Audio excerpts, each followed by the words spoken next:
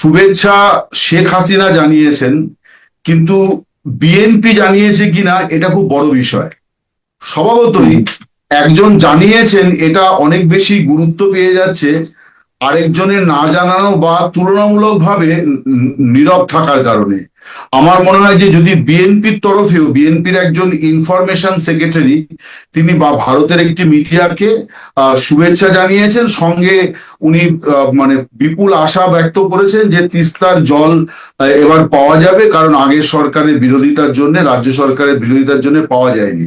কিন্তু বিএনপির কোনো নেতৃস্থানীয় ব্যক্তি কিন্তু মানে শুভেন্দু অধিকারীকে শুভেচ্ছা জানিয়েছেন বলে আমি অন্তত জানি না। একটা বিষয় খেয়াল রাখতে হবে, শেখ হাসিনাকে ভারতে আশ্রয় দেওয়া এবং তাকে এই যে থাকতে দেওয়া হয়েছে প্রায় 2 বছর হতে চললো, এটা শুধুমাত্র ভারত সরকারের একক সিদ্ধান্ত নয়।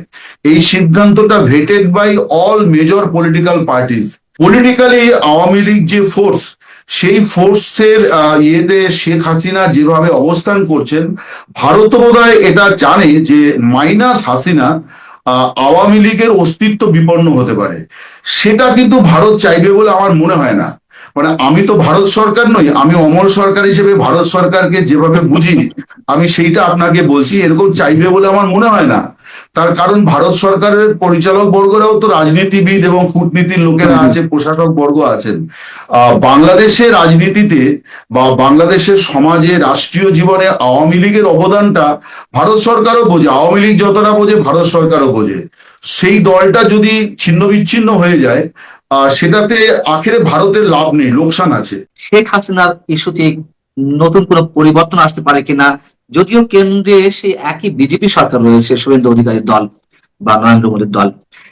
সেসব বিষয়ে আপনার কাছে কয়েকটি প্রশ্ন ছিল, একটু জানার ছিল। প্রথমে একটু প্রশ্ন করতে চাই, শুভেন্দু অধিকারী মুখ্যমন্ত্রী হিসেবে শপথ নেওয়ার আগেই বাংলাদেশের সাবেক প্রধানমন্ত্রী, আপনাদের দেশে অবস্থানরত আওয়ামী লীগ সভানেত্রী শেখ হাসিনা একটি অভিনন্দন বার্তা পাঠালেন। আওয়ামী লীগের পক্ষ থেকে একটি প্রেস রিলিজ দেওয়া হলো এবং সেখানে তিনি আপনাদের মুখ্যমন্ত্রী শুভেন্দু অধিকারীর নাম মেনশন করে তিনি শুভেচ্ছা জানিয়েছেন, অভিনন্দন জানিয়েছেন, শুভকামনা ব্যক্ত করেছেন। কিন্তু এই বিষয়টি নিয়ে আমি দেখলাম যে ভারতের বিভিন্ন গণমাধ্যম, নেতৃস্থানীয় গণমাধ্যম যেমন Times of India, the Statesman, NDTV, Anandabazar সহ আরো বিভিন্ন গণমাধ্যমে এটি শানে নজুল, মানে আরবিতে যদি বলতে হয় উৎসটা বা ভিতরে কারণগুলো কি, এইগুলো বিশ্লেষণ করার চেষ্টা করা হচ্ছিল যে কেন এইভাবে একটি অভিনন্দন বার্তা দিলেন। আপনার ব্যাখ্যাটি কি? না দেখুন, প্রথমত হচ্ছে যে মানে পশ্চিমবঙ্গ বাংলাদেশ লাগোয়া বড় রাজ্য। ভারতের যে রাজ্যগুলির সঙ্গে বাংলাদেশের সীমান্ত আছে তার মধ্যে পশ্চিমবঙ্গ একটি বড় রাজ্য। তো পশ্চিমবঙ্গে এর আগে মমতা বন্দ্যোপাধ্যায় যখন মুখ্যমন্ত্রী ছিলেন, তারও আগে বুদ্ধদেব ভট্টাচার্য, জ্যোতি বসু, মানে যাদের সময়কালে শেখ হাসিনা রাজনীতি করেছেন বাংলাদেশে, তাদের প্রত্যেককে কিন্তু তিনি শুভেচ্ছা জানিয়েছেন। এটা এমন নয় যে শুভেন্দু অধিকারীকেই জানালেন। তবে এই ভাষাগত পার্থক্য আছে। উনি দুবার শুভেচ্ছা জানিয়েছেন। প্রথমবার শুভেচ্ছা জানিয়েছেন শুভেন্দু অধিকারীকে বিজেপির পরিষদীয় দল তাকে মানে মুখ্যমন্ত্রী নির্বাচিত করার আগেই তার নেতৃত্বে মানে তিনি যেহেতু সম্মুখ ভাগে ছিলেন, এই জন্যে তাকে বিশেষভাবে শুভেচ্ছা জানান শেখ হাসিনা।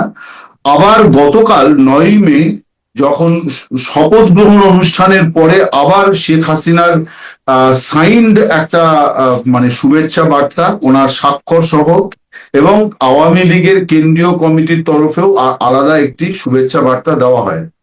এটার তাৎপর্য যেটা আমি বুঝতে পারি সেটি হচ্ছে যে শুভেন্দু অধিকারী ভারতের বিজেপি নেতাদের মধ্যে বা পশ্চিমবঙ্গের বিজেপি নেতাদের মধ্যে অগ্রগণ্য, যিনি শেখ হাসিনার ভারতে অবস্থানের পক্ষে খুব জোরালো ভাবেই মানে কথা বলেছেন এবং বলেছেন যে তিনি বৈধ প্রধানমন্ত্রী। অর্থাৎ এটা আমি বলছি, যখন তিনি এদেশে চলে এলেন, শুভেন্দু অধিকারী শেখ হাসিনা এবং আওয়ামী লীগ এবং শেখ মুজিবুর রহমান এদের অবদানের কথা স্বীকার করে বিভিন্ন সময় উনি বিবৃতিও দিয়েছিলেন।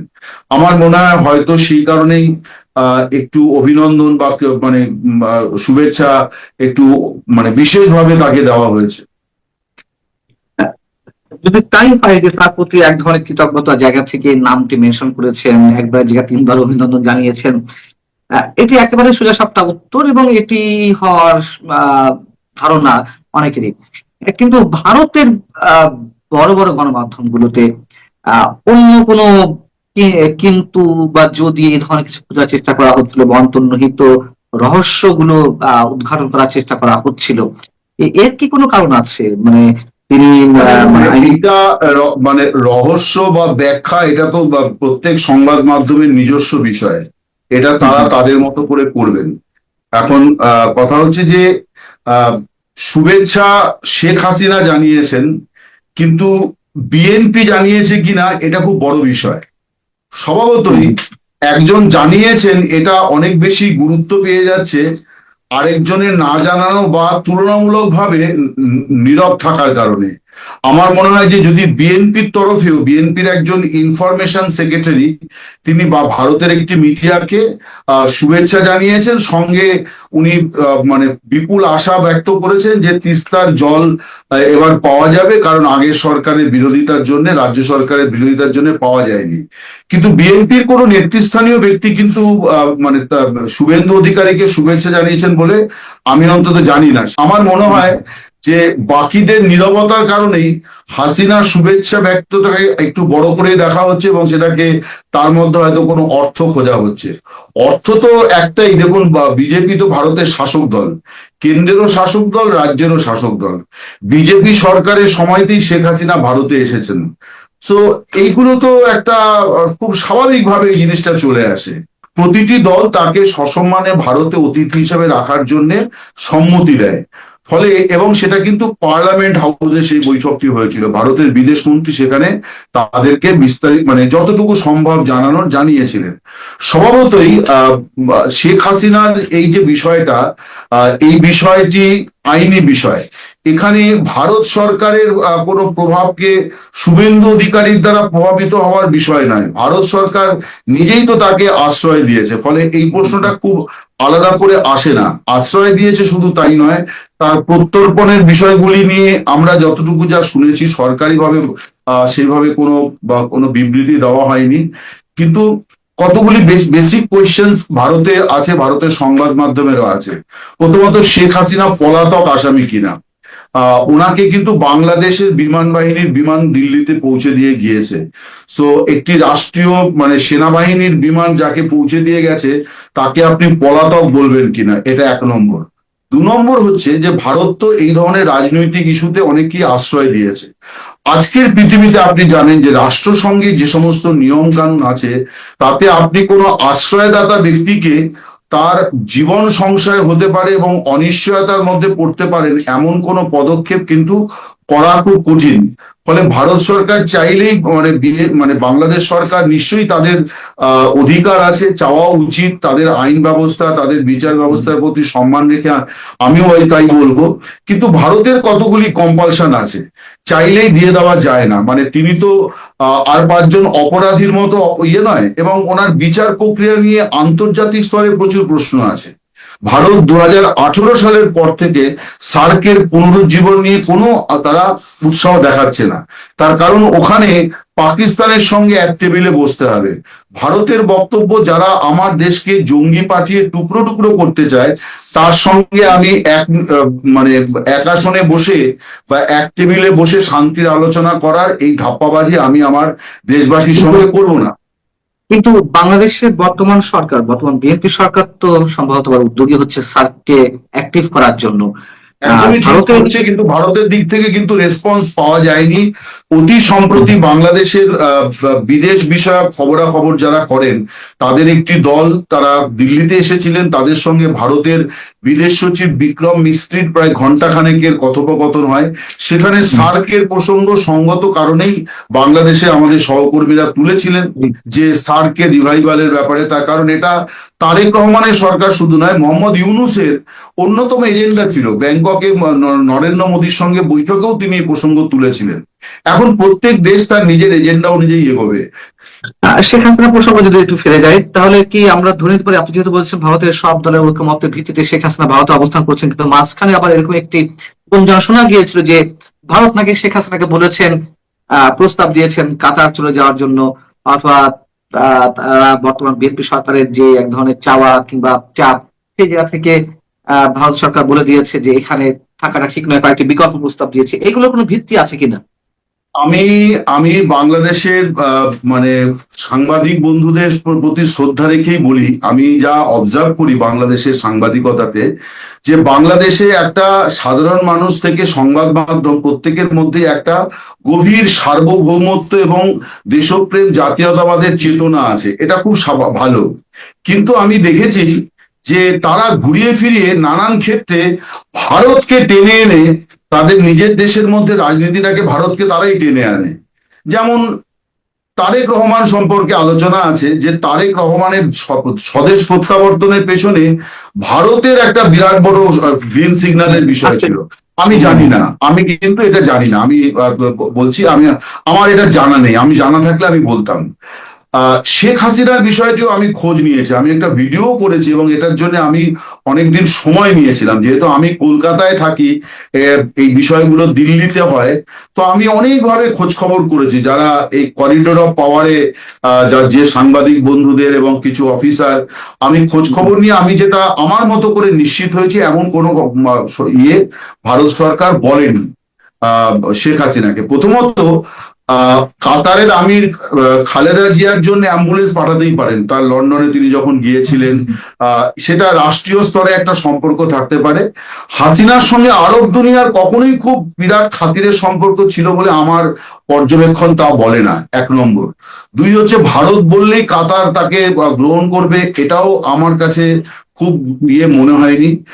আর আরো একটা কথা ওখানে বলা হয়েছিল রিফাইন্ড আওয়ামী লীগ বা কিছু, আমার মনে হয় যে আওয়ামী লীগ তার মানে বিভিন্ন সময় তার অনেক বিচ্যুতি ব্যত্যয় ঘটেছে, ঠিক কথা, কিন্তু পলিটিক্যালি আওয়ামী লীগ যে ফোর্স, সেই ফোর্সের ইয়েতে শেখ হাসিনা যেভাবে অবস্থান করছেন, ভারত বোধহয় এটা জানে যে মাইনাস হাসিনা আওয়ামী লীগের অস্তিত্ব বিপন্ন হতে পারে।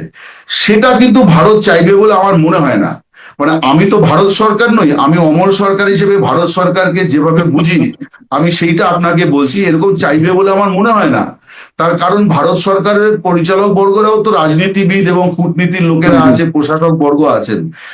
বাংলাদেশের রাজনীতিতে বা বাংলাদেশের সমাজে রাষ্ট্রীয় জীবনে আওয়ামী লীগের অবদানটা ভারত সরকারও বোঝে, আওয়ামী লীগ যতটা বোঝে ভারত সরকারও বোঝে।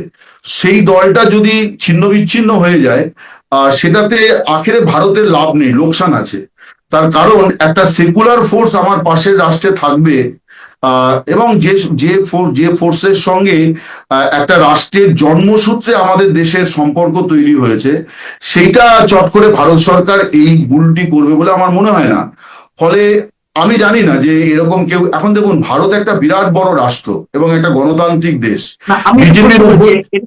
এটা আপনার নিজস্ব সমীকরণ থেকে আপনি বলছেন, সমীকরণ থেকে মিলিয়ে আপনি বলছেন যে ভারত হয়তো কি করতে পারে কিংবা কি করতে না পারে। তাই আপনার সোর্স কি বলে, আপনার মানে সরকারের মধ্যে আমি যা খোঁজ খবর নিয়েছি তাতে এরকম কিছু হয়নি, এরকম কোনো ইয়ে হয়নি। মানে এবং কেন হয়নি আমি সেই ব্যাখ্যাটাই আপনাকে করলাম, যে আমি এরকম কোনো কিছু কখনো শুনিনি। আমি দিল্লিতে আমাদের বন্ধুদের সঙ্গে কথা বলেছি, প্রাক্তন এবং বর্তমান আমলাদের সঙ্গে কথা বলেছি, কোনো জায়গা থেকে এটার সপক্ষে আমি কিছু পাইনি। এখন ভারত একটা বড় দেশ, অনেক রকম মত এখানে আছে, প্রচুর ইন্ডিভিজুয়াল আছে, এবং এই ইন্ডিভিজুয়ালদের নানা রকম মত থাকতে পারে। কিন্তু আপনি যদি ভারত রাষ্ট্র এবং ভারত সরকারের দৃষ্টিভঙ্গির কথা বলেন, তাহলে আমার মনে হয় যে এটার আমি এটাকে খুব বেশি মনে করছি না, এই বাস্তব কারণে। আমার পরবর্তী যেটি জানার ইচ্ছা সেটি হচ্ছে যে আওয়ামী লীগের রাজনীতি পুনর্বাসনের ক্ষেত্রে ভারতের কোনো ভূমিকা আছে কিনা, মানে ভারত কি চায়, আর সেটি করতে গিয়ে বর্তমান বিএনপি সরকারের সাথে কোনো ধরনের কথা হয়ে আছে কিনা, অথবা কোনো ধরনের চাপ দেওয়া হচ্ছে কিনা। আমি যতদূর জানি, মানে অনেকে বলে যে ভারত সরকার আর আওয়ামী লীগ বিষয়ে কোনো ধরনের রিস্ক নিতে চাইছে না। দেখুন, আমার মনে হয় এটা 1971 সাল নয়, এটা 2026। ফলে যা 1971 সালে সম্ভব হয়েছিল সেটা 2026-ও হবে না। আর আওয়ামী লীগও সেটা বোঝে, ভারত সরকারও সেটা বোঝে। আওয়ামী লীগ তাকে তার মতো করেই কিন্তু মানে হতে হবে, মানে ঘুরে দাঁড়াতে হবে বাংলাদেশের মাটিতে। ভারত সরকারের কোনো বিমান গিয়ে শেখ হাসিনাকে ঢাকার বিমানবন্দরে নামিয়ে দিয়ে আসবে না, হ্যাঁ। বা ভারতের কমান্ডোরা তার গাড়ির কনভয়ে পাহারা দিয়ে তাকে গণভবনে পৌঁছে দিয়ে আসবেন না। এটা হয় না, এটা হবে না, কখনোই সম্ভব নয় এটা। কিন্তু আওয়ামী লীগের পুনর্বাসন ভারত সরকার চাইতে পারে রাজনৈতিক কারণে, কূটনৈতিক কারণে, কিন্তু পুনর্বাসনটা ভারত সরকারের চাওয়া আর ভারত সরকারের করা, এই দুয়ের মধ্যে ফারাক আছে। ভারত সরকার অপেক্ষা করছে বাংলাদেশের অভ্যন্তরে রাজনৈতিক পরিবর্তন হবে, যখন আওয়ামী লীগের প্রত্যাবর্তনটা সহজ হয়ে যাবে। আওয়ামী লীগেরও নেতাদের সঙ্গে কথা বলে আমি সেটাই বুঝি, যে তারা অপেক্ষা করছেন যে এই সরকার তারা কোন একটা গর্তে পড়বে। মানে সরকার তো একটা গাড়ির মতো, আর সরকারের রাস্তা কখনোই মসৃণ হয় না। হ্যাঁ, কিছু দূর পর পরই গাড্ডা থাকে, গাড্ডায় গাড়ির চাকা পড়বে। তো বিরোধীরা সবসময় তার জন্য অপেক্ষা করে, আওয়ামী লীগ অপেক্ষা করছে যে তারেক রহমানের সরকার যখন খানিকটা বিপাকে পড়বে আরো, তখন আওয়ামী লীগের বিষয়টিকে আরো বেশি পক্ষে আরো বেশি জনমত তৈরি হবে। এবং যেদিকে যাচ্ছে বা গ্লোবাল ইকোনমি, বাংলাদেশের ইকোনমি, তাতে অস্থিরতা হতে পারে। হয়তো যে কোনো রাজনৈতিক দলই হয়তো এইভাবে দেখে। এখানে আমি কখনো কখনো যে কথাবার্তা হয় তাতে এটাই বুঝি, ভারত সরকার এইরকম মানে প্রহরা দিয়ে বা তারেক রহমানের সরকারকে চাপ দিয়ে যে একে এই করতে হবে, এই ওই করতে হবে, এই পথে সে কেন যাবে? তার কারণ বাংলাদেশে সেটি একটি নির্বাচিত সরকার।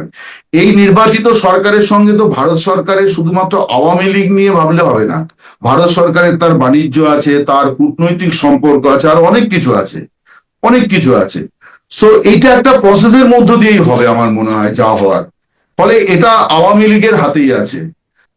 পশ্চিমবঙ্গে শুভেন্দু অধিকারী সরকার গঠন করাতে বলা হচ্ছে, মানে অনেকের প্রশ্ন যে আসলে কূটনৈতিক বা রাজনৈতিক ক্ষেত্রে কোনো ধরনের প্রভাব ফেলবে কিনা। নানান জায়গা থেকে নানান পর্যায়ে এই সমীকরণগুলো মেলানোর চেষ্টা করা হচ্ছে। তার মধ্যে অন্যতম একটি হচ্ছে যে বাংলাদেশের দীর্ঘদিনের যে দাবি, তিস্তা চুক্তি, যেটি খসড়া হয়ে আছে মনমোহন সিং এর সময় থেকে, সেটি মমতা বন্দ্যোপাধ্যায়ের কারণে আটকে ছিল। আমি অনেকের সাথে কথা বলেছি, আপনার সম পর্যায়ে যারা আছেন, সিনিয়র সাংবাদিক যারা আছেন, তারা তাদের মতো করে বলেছেন। আপনার কি মনে হয় যে আসলে এইবার তিস্তা চুক্তিটা হওয়া সম্ভব? যেহেতু ভারতের কেন্দ্রীয় সরকার সব বলে এসেছে যে পশ্চিমবঙ্গের উপর নির্ভর করছে, এখন কেন্দ্রে এবং পশ্চিমবঙ্গে দুই জায়গাতেই বিজেপি সরকার। এবং একই সঙ্গে প্রশ্ন রাখতে চাই যে গঙ্গার পানি বন্টন চুক্তিটাও নবায়ন হওয়ার কথা আলোচনা চলছে, এই দুটির ভবিষ্যৎ কি? এখানে প্রথমে আমি দুটি কথা বলি যে মানে আমি চাই বাংলাদেশ তাদের ন্যায্য হিস্সা এবং উপযুক্ত পরিমাণে জল পাক। এটা আমি ব্যক্তিগতভাবে চাই, একটি প্রতিবেশী দেশের নাগরিক হিসেবে আমি চাই। আমি সবসময় সর্বদাই বাংলাদেশের মঙ্গল চাই।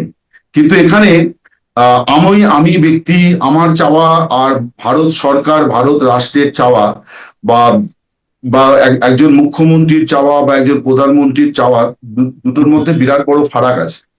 আমি ভারত সরকার কি করবে আমি তো বলতে পারবো না, কিন্তু আমি কতগুলো, এই যেমন আওয়ামী লীগ বিষয়ে আপনাকে বললাম, এরকম ভাবে আমি কিছু বাস্তব পরিস্থিতি আপনার সামনে ব্যাখ্যা করতে পারি। অনেকে এটা বলছেন যে মমতা বন্দ্যোপাধ্যায়ের আপত্তিতে তিস্তা চুক্তি হয়নি। এটা একদম খাঁটি কথা। সেটা 2012 সালে যখন মনমোহন সিং প্রধানমন্ত্রী ছিলেন, এবং তিনি সেই চুক্তিটি করেননি কারণ মমতা বন্দ্যোপাধ্যায় তার সঙ্গে যাননি। মমতা বন্দ্যোপাধ্যায়ের আপত্তির জায়গাটা ছিল যে আমি মুখ্যমন্ত্রী, আমাকে না জানিয়ে আমার রাজ্যের বহমান একটি নদীর জলের ব্যাপারে বিদেশের সঙ্গে চুক্তি হচ্ছে। তো পরবর্তীকালে উনি এই চুক্তিটা করা উচিত কিনা তাই নিয়ে উনি কমিশন করেছিলেন যে জল কতটা কি আছে, কিন্তু সেগুলো কোনোটাই এগোয়নি। তাৎপর্যপূর্ণ হচ্ছে যে এর 2 বছরের মাথায় কিন্তু নরেন্দ্র মোদী প্রধানমন্ত্রী হয়েছেন বিজেপি। এই তারপরে এই যে 14 বছর কেটে গেল, আজকে 2026, কেন্দ্রীয় সরকার কিন্তু কখনো পশ্চিমবঙ্গের মমতা বন্দ্যোপাধ্যায় সরকারকে চাপ দেয়নি যে তিস্তা জলের ব্যাপারে আপনি সায় দিন। কেন দেয়নি? দেয়নি তার একটা বড় কারণ আমার যেটা মনে হয়, এবারও আমি আবারও বলবো যে আমার যা মনে হচ্ছে একজন সাংবাদিক হিসেবে কি উপলব্ধিতে আমি বলছি, উত্তরবঙ্গ অর্থাৎ তিস্তা নদী, আপনাদের যেমন উত্তরবঙ্গে প্রবাহিত, আমাদেরও উত্তরবঙ্গের নদী, ওটা হচ্ছে প্রধান নদী তিস্তা।